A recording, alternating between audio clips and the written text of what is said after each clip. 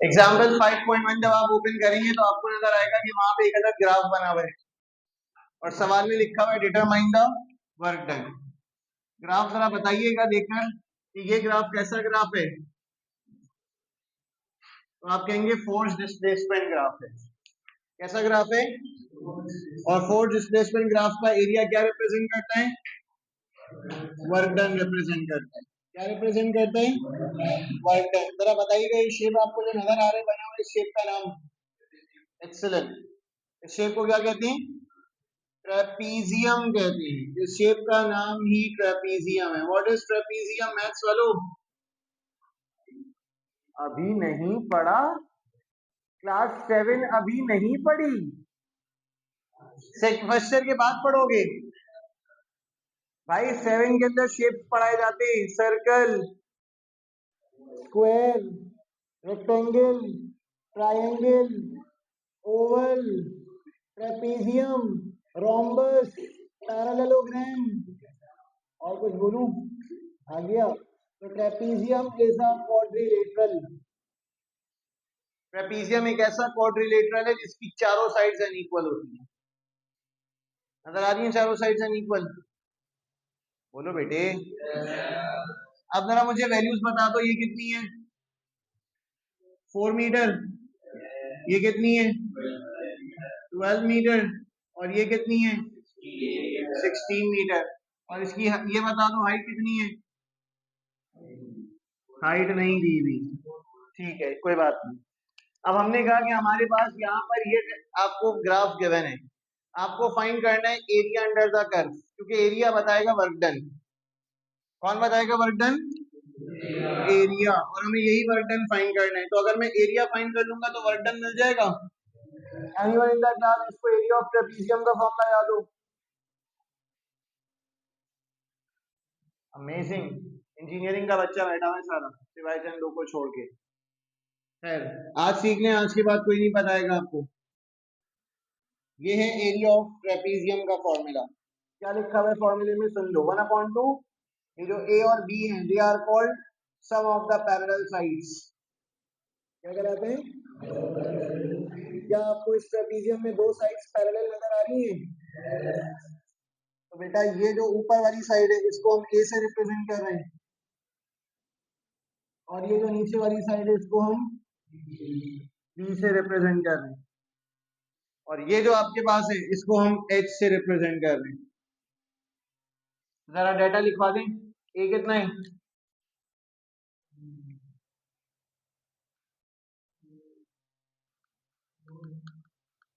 ये अननोन है। कहां से आया ये?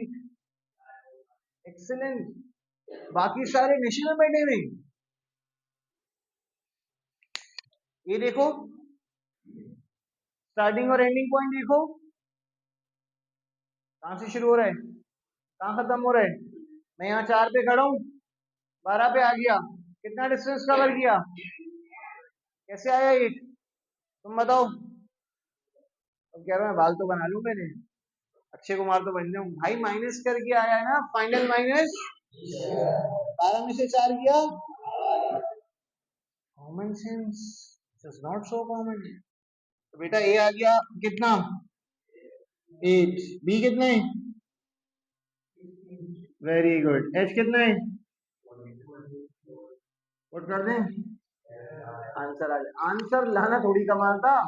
कमाल ये था कि आप मुझे ए बी और एच की वैल्यू बता दें। जिसने ए बी और एच की वैल्यू देख ली, सही बता दी, उसने न्यूमेरिकल सीख लिया, कर लें, आंसर आ गया।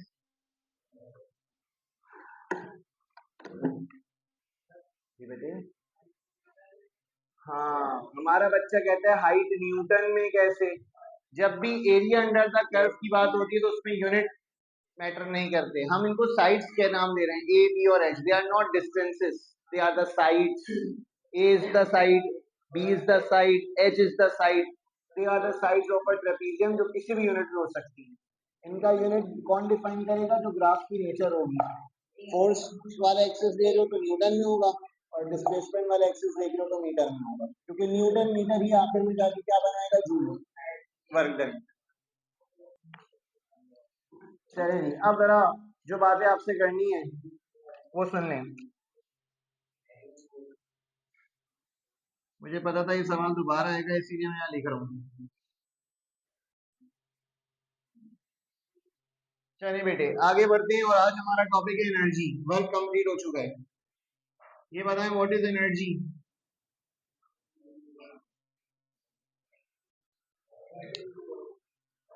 Very good, the ability of doing work, काम करने की सलाहियत।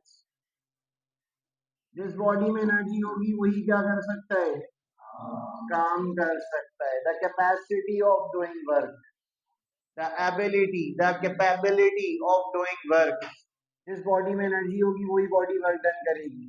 आप देखते हैं कि अगर आप सुबह से रात तक कुछ ना खाएं तो क्या आप वर्क करने के काबिल होंगे, बल्कि आप पूरा दिन बिस्तर पे पड़े रहकर गुजार देंगे, जैसे रोजे की हालत में होता है। रोजे की हालत में कहाँ मिलते हैं, बिस्तर पे। अम्मी थकान हो रही है, भूख लग रही है, हालांकि रोजा इसलिए नहीं था, लेकिन हम क्या करके गुजार रहे हैं, आराम फरमा कर एसी में लेटे हैं, कह रहे हैं आज तो रोजा ही नहीं लगा भाई। कहने का मकसद ये कि ये वक्त आने वाला है, 4 महीने बाद आप इसी सिचुएशन में एंटर होंगे, क्लासेस भी होंगी और काम भी होगा, और सर पे एक लोड होगा, प्रीमियम होने वाले हैं। तो भाई ये सारी चीजें जिंदगी का हिस्सा हैं। तो बेटा एनर्जी को हम डिफाइन करते हैं कि कौन सी बॉडी कितना अच्छा काम करती है। व्हाट इज द ऐसा यूनिट ऑफ एनर्जी। तो आप कहेंगे अगर ये वर्क डन है तो जो वर्क का ऐसा यूनिट है वही एनर्जी का भी ऐसा यूनिट है। इसका मतलब ये हुआ कि मैंने आपको 6 यूनिट्स पढ़ाए थे, याद है कितने यूनिट्स पढ़ाए थे, 6। वो 6 के 6 यूनिट्स किसके लिए भी एप्लीकेबल है, एनर्जी के लिए एप्लीकेबल है। और हमने कौन सा वाला वर्क पढ़ा था, मैकेनिकल वर्क पढ़ा था। कौन सी वाली एनर्जी पढ़ेंगे, mechanical energy. What is mechanical energy, बोलो बेटे, क्या बोले। चलो भाई, mechanical energy is the sum of all the kinetic energies and potential energies.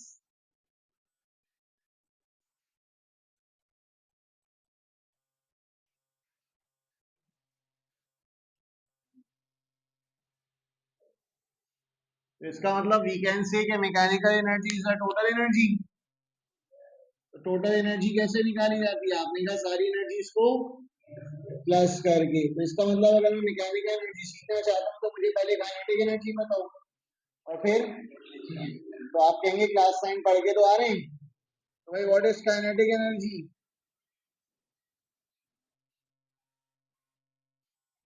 आप कहेंगे मैं आगे बैठ के फंस गया, पीछे ही सही था मैं तो।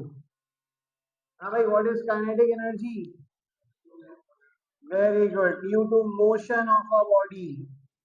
जिस बॉडी के अंदर क्या होगी, मोशन, उस बॉडी के अंदर कौन सी एनर्जी होगी, काइनेटिक। रोड पे गाड़ी चल रही है, काइनेटिक एनर्जी। इसी तरीके से मैं एक जगह से दूसरी जगह मूव कर रहा हूँ, काइनेटिक एनर्जी। फैन चल रहा है, काइनेटिक एनर्जी। इसका मतलब जिस बॉडी के अंदर मोशन पाई जाएगी उसके अंदर कौन सी एनर्जी पैदा होगी, कौन सा फॉर्मूला पढ़कर आ रही काइनेटिक एनर्जी का, सारे चौड़े में बोलते हैं हाफ एम बी स्क्वायर। लेकिन जैसे ही मेरा अगला सवाल आता है सन्नाटा छा जाता है। काइनेटिक एनर्जी का formula in terms of momentum बताएं।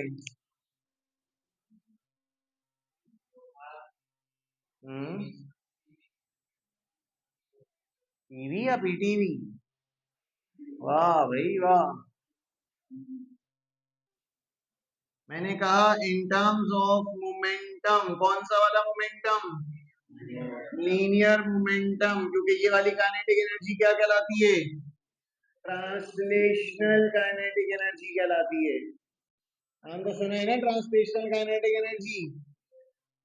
ये ना नहीं बोलना, तुम केमिस्ट्री वाले लगते हो, केमिस्ट्री वाले हो, सुना है।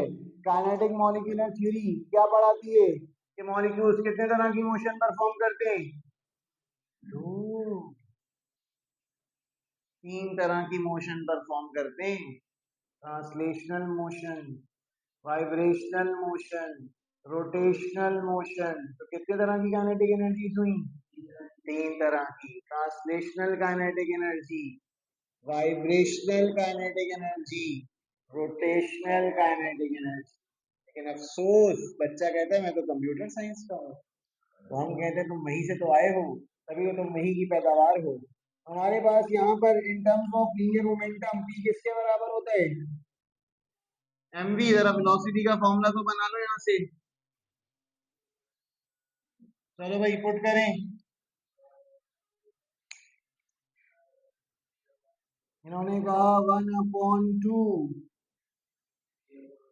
m p अपॉन m का m से m कैंसिल। बोलो पेंसिल। m से m कैंसिल। बेटा इतना बड़ा बड़ा टू लगाना नहीं आ रहा, तुम बोल रहे हो कैंसिल। तो मैं ये चेक करता हूँ बच्चा हमारे साथ नशे में है भाई, फुल ऑन चल रहा है, कह रहा है कैंसिल। तो बताओ भाई इक्वेशन क्या बनी? 1/2 mp स्क्वायर अपॉन, अब स्क्वायर से m क्या हो गया?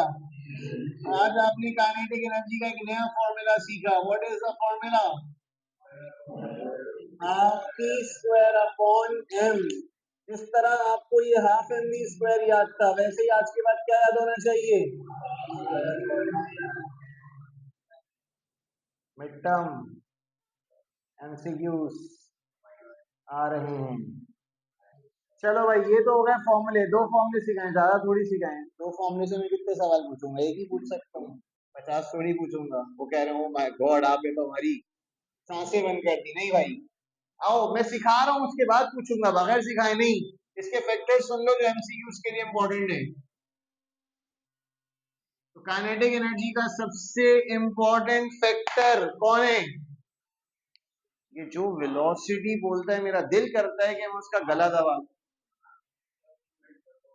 एक मिनट, ड्यूरिंग द मोशन तुम्हारा मास चेंज हो रहा है, तो मास पे कैसे डिपेंडेंसी हो गई? आपने कहा kinetic energy is directly proportional to the square of velocity. बच्चा बोलेगा मैं यही तो कह रहा था। नहीं, मैं कह रहा हूँ बच्चा बोलेगा, आप वेलोसिटी नहीं बोल रहे थे, मैंने वेलोसिटी लिखा है। दोनों बातों में फर्क है, तो पूरा जवाब देते हैं स्क्वायर ऑफ वेलोसिटी। दूसरा फैक्टर सुने, kinetic energy is directly proportional to the product of mv square.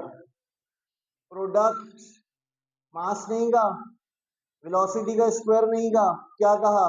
Product. जैसे जैसे प्रोडक्ट बढ़ेगा काइनेटिक एनर्जी भी, जैसे जैसे प्रोडक्ट कम होगा काइनेटिक एनर्जी भी।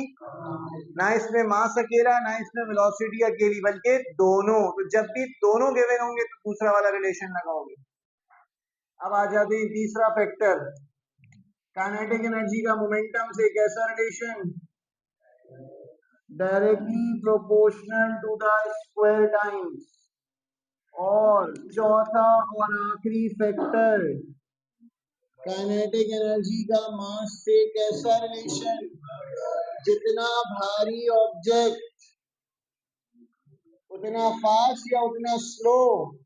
उतना स्लो। जितना स्लो उतनी फास्ट, उतनी कम kinetic energy. Kinetic energy belongs to, जितना स्लो चलेगा। कभी तुम लोगों ने रोड पे वो ट्रॉलर्स चलते हुए नहीं देखे?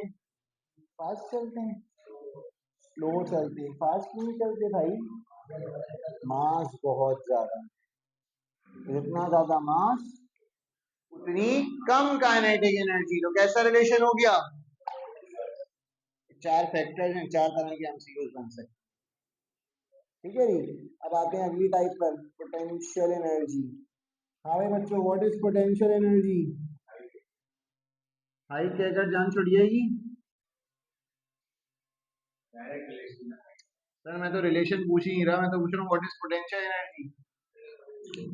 Due to virtue of its height only.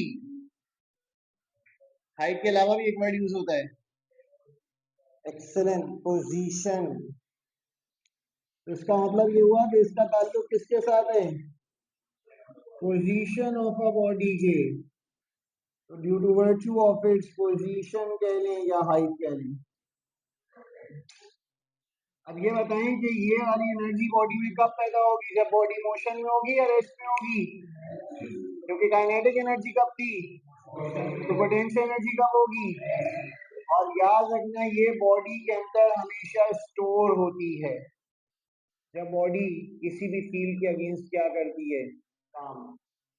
आप नीचे से चढ़कर ऊपर आए, वर्क डन किया, अगेंस्ट द फील्ड किया, और ऊपर आके थक कर बैठ गए, किस हालत में आ गए, वही वर्क डन किस फॉर्म में स्टोर हो गया, एनर्जी। कौन सी एनर्जी, पोटेंशियल एनर्जी। तो जब भी बॉडी कोई काम करेगी किसी भी फील्ड के अगेंस्ट, ग्रेविटेशनल फील्ड हो, इलेक्ट्रिक फील्ड हो, मैग्नेटिक फील्ड हो, इलास्टिक फील्ड हो, कोई सी भी फील्ड के अगेंस्ट अगर बॉडी मूव कर रही है तो आपको वर्क डन करना पड़ेगा ना।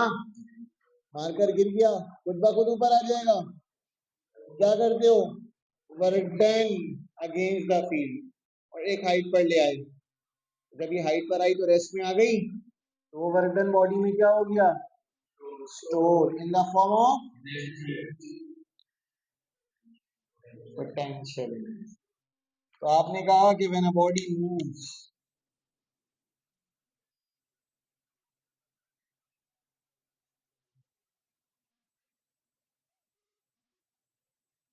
against the field, the work done by a body will be stored in the form of potential energy। कब, जब वो किस हालत में आ जाएगी, when it will be in rest। During the work done नहीं, जब वो किस हालत में आ जाए, रेस्ट में आ जाए। तो इसका मतलब this energy is also known as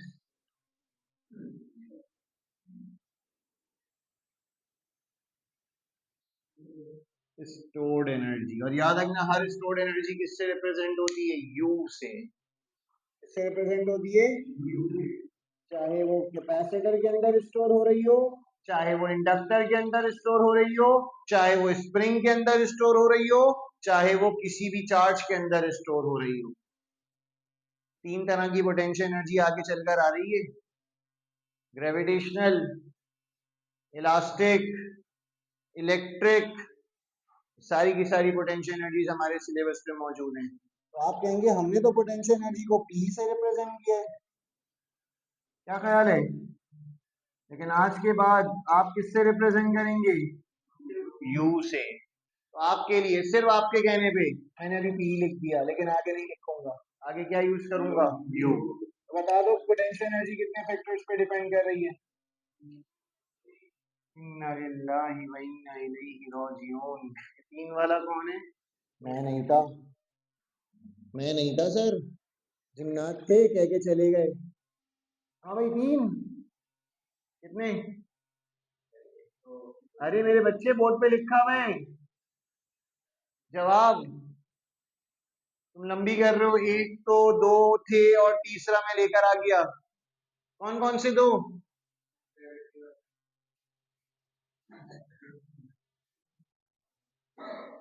ये कह रहे हैं ग्रेविटी। अब मैं इनको क्या बोलूं, दिल में तो बहुत कुछ आ रहा है, लेकिन रिकॉर्डिंग चल रही है, फैमिली प्रोग्राम चल रहा है। अबे जी कांस्टेंट नहीं है, जी पे कहां से, और ये जी ग्रेविटी है, क्या है, तुम ये कैसे भूल गए कि इसकी वैल्यू 9.8 है। कितने फैक्टर्स पे डिपेंड कर रही है, बिल्ला साहब कहाँ गायब है, आज कोने में जाके बैठ गए, आप बोलते ही नहीं, हम आपके लिए जगह बचा के रखते हैं सर।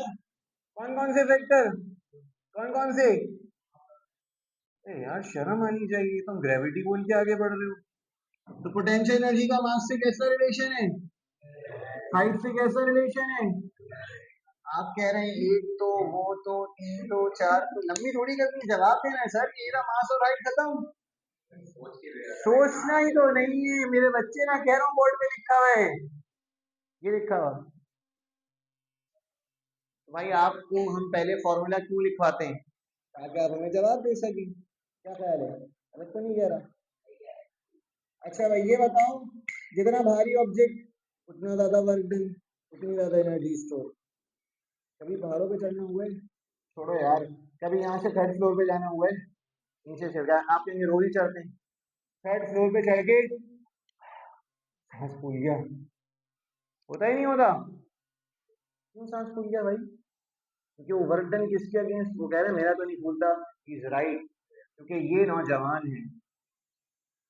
आप ही बोल लेते ना नहीं फूलता, नहीं फूलता है ना, तो आप नौजवान है तभी तो आपका नहीं फूल रहा। लेकिन अगर आपका सांस फूल रहा है इसका मतलब आप बूढ़े हो चुके हैं हमारी तरह। इट मीन्स दैट कि अगर आप ऊपर जा रहे हैं, जब हम आपकी उम्र के थे ना, एक दफा 2009 में हमारा टूर हुआ, कहाँ जाने का, कालाम, जहाँ पहाड़ी ही पहाड़ी है। हम यूं चढ़ के ऊपर जाते थे, लोग बोलते थे भाई नीचे आ जाओ वापस। आज उसका इम्पैक्ट है, अब हम कहते हैं यार घुटनों में दर्द हो रहा है, थक गए। क्यों? क्योंकि उस जवानी के अंदर कहाँ कहाँ दौड़ेगा। यूनिवर्सिटी पैदल जाता था अपने घर से, मेरा घर ब्लॉक 4A में, एनईडी यूनिवर्सिटी थी, घर से पैदल यूनिवर्सिटी, यूनिवर्सिटी से पैदल घर। और जवानी में वो सारे काम कर लिए, तो अब उसका इम्पैक्ट देखते हैं, हम जल्दी थक जाते हैं। क्यों? क्योंकि हमने हर काम बहुत एडवांस किया, एक एक दो दो किलोमीटर पैदल जा रहे हैं।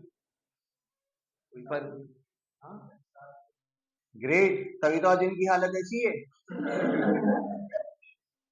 भाई जब तुम 7 किलोमीटर पैदल चलोगे तो सब कुछ तो खत्म हो जाएगा, और तुम बिल्कुल ऐसी लग जाओगे, लोग कहेंगे इनके अम्मा अब्बा इनके ऊपर जुल्म करके खाना नहीं देते। तो खाने का रीजन नहीं है, ये अंदर से एक्टिव है। लेकिन मसला सारा ये है कि अगर आप जवानी में सारे काम ऐसे करेंगे ना, एक्सट्रीम लेवल पे जाके, तो आपको आगे जाके पता लगेगा। हम भी चौड़े में होते थे, ठंड ठंड में ठंडे पानी से नहा के निकल रहे हैं। अब क्या होता है, हल्की सी एसी की हवा लग जाए माइग्रेन शुरू हो जाता है।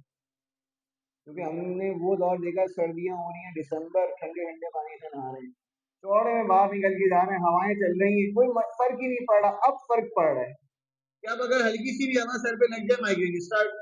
इसका मतलब हर वो काम जो अगेंस्ट द नेचर है उसको एहतियात से करना चाहिए। आप चलें, अच्छी बात है, 7-7 किलोमीटर चलेंगे तो एक दिन गायब हो जाएंगे, लोग कहेंगे एक था बिल्ला। तो भाई ऐसा ना करें, ठीक है।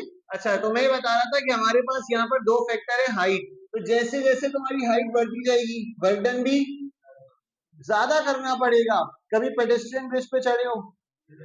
लोग कहते हैं ये क्या होता है, ये वो होता है जो हम इस्तेमाल नहीं करते। गवर्नमेंट ने पेडेस्ट्रियन ब्रिज बनाए यूज करने के लिए, हम कहते हैं कौन ऊपर चढ़े। क्यों? क्योंकि अगेंस्ट द फील्ड काम करना पड़ेगा। तो इसीलिए जब भी तुम हाइट पे जाओगे तो तुम्हें against the field work done करना पड़ेगा, और फिर वही वर्क डन तुम्हारी बॉडी में क्या हो जाता है। और जब तुम आखिरी पैच पर पहुंचते हो, कहते हो मैं थक गया। क्यों थक गए? क्योंकि वो वर्क डन बॉडी में अब क्या होना शुरू हो गया, स्टोर। तुम एक जगह खड़े होते हो, 5 मिनट रुकते हो, फिर तुम दोबारा एनर्जाइज हो जाते हो। तो मतलब वो वर्क डन बॉडी में आहिस्ता आहिस्ता क्या हो रहा है, स्टोर हो रहा है। इसी स्टोर्ड वर्क डन को क्या नाम देते हैं? आज समझ आया पोटेंशियल एनर्जी क्या होती है? हम तो रट्टा लगा के आए थे, पोजीशन। ये तो हाइट की बात हो गई है, पोजीशन की बात सुनो। कभी तुमने केमिस्ट्री पढ़ी हो?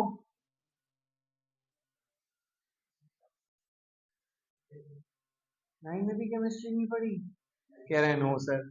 स्पेक्ट्रम सुना हो, इलेक्ट्रॉन एनर्जी एब्जॉर्ब करता है, ग्राउंड स्टेट से कहाँ चला जाता है, एक्सट्रीम। माशाल्लाह, इन्होंने तो इलेक्ट्रॉन को एक्सट्रीम करा दिया। क्या कहते हैं उसको, एक्साइटेड। यार मुर्तजा कसम से तुम बदनाम कर रहे हो। एक्साइटेड स्टेट, तो क्या होता है कि जब वो ग्राउंड स्टेट से एक्साइटेड स्टेट में गया तो पोजीशन चेंज हुई, the energy stored in a body, potential energy. तो जहां पोजीशन चेंज हो, जहां हाइट पैदा हो, वहां पे कौन सी एनर्जी का जिक्र आएगा। अब पोटेंशियल एनर्जी की टाइप्स पढ़कर आ रहे हो, कौन कौन सी? क्लास 9 के अंदर ही पढ़ी है भाई।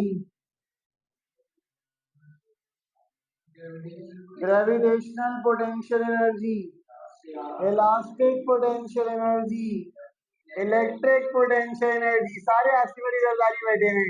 अभी मैंने नाम लिए, मुझे चिपका दिए वो नाम। चलो good, this is called presence of mind. This is appreciable कि आप जिंदा हैं। मैं ये बोलकर पूछता हूँ कितनी कितनी कितनी।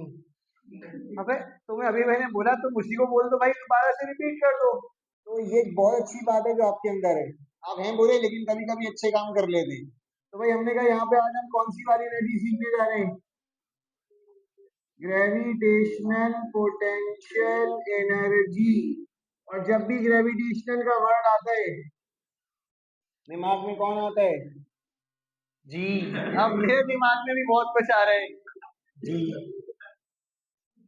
हाँ बेटे, ग्रेविटेशनल का वर्ड सुन के दिमाग में कौन आता है? ग्रेविटी आती है। और ग्रेविटी कहाँ से आती है? न्यूटन। बेटा न्यूटन आपके घर आया था, आप न्यूटन के घर गए थे? न्यूटन अर्थ से आती है यार, क्या हो गया? ऑर्बिटल वेलोसिटी भूल गए? कह रहे हैं ऑर्बिटल वेलोसिटी, ये क्या होती है? ऐसा नहीं करो भाई, ग्रैंडस आने वाला है सुने। आप तो आए मुझे कि सर मैं बीमार थी, मुझे तो ये 2 दिन पहले से ही जो है ना मेरी सांस फूल रही है, छुट्टी नहीं करनी। कह रहे हैं देंगे इंशाल्लाह, अल्लाह पे छोड़ दिया इन्होंने, अभी भी के खुद नहीं कह रहे कि हाँ मेहनत करेंगे। तो भाई आपने जब भी ग्रेविटी का नाम सुना दिमाग में कौन आया?